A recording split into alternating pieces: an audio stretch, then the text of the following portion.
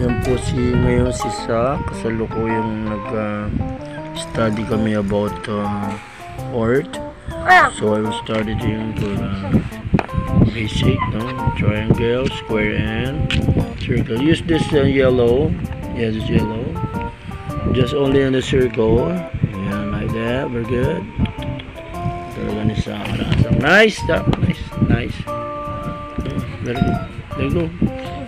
Maluluming candy yan eh. Kokopya niya yan. Parang kokopya niya. Eyes to eyes? No, that is sun. Circle. Sun yan? No, sun yan. Dun yan.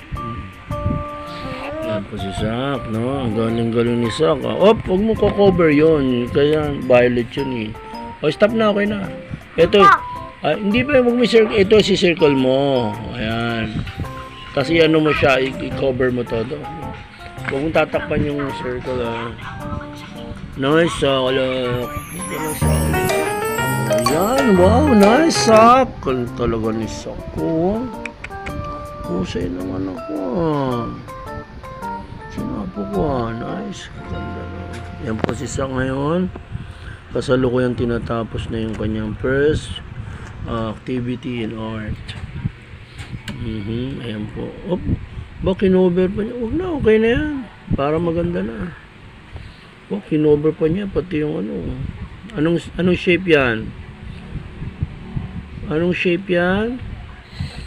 Ulit natin ha. Isa-isa natin. Anong shape to? Triangle. Triangle. Eto. Square. Square. Eto. Circle. Very good. Palakpakan. Palakpakan. Ang kanya matulog gawa ko, mamaya kakopya ni Zach ko. Kami masak. Copy mo na. Anong unang kukunin mo, Zach? Yung ito muna. Hindi to copy mo to. Kopyahin mo. Kopyahin mo. Castle sa'yo? Sige, bahala ka. Okay, mapapansin nyo, pinakopya ko sa kanya yung bahay at saka yung puno. Pero mas gusto niya talaga castle. Wala talaga ako magagawa. Castle ba tulo ko yun? Seryosan niya po ko.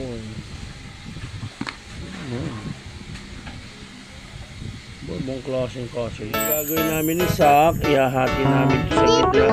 Kabilo ba? Sige, akin na. Akin na. Kaya ako nag-aagawan ka sa akin na. Okay, again. In middle. Yan. Ang gagawin namin, ito, the swimming pool. Fish. Tingnan muna, fish ka, fish. Ayan. Kaya mong kopya niya? O sige, kopya mo. Dami mo. Okay, that's our art life ni Zach, ang aking apong makulit. God bless you.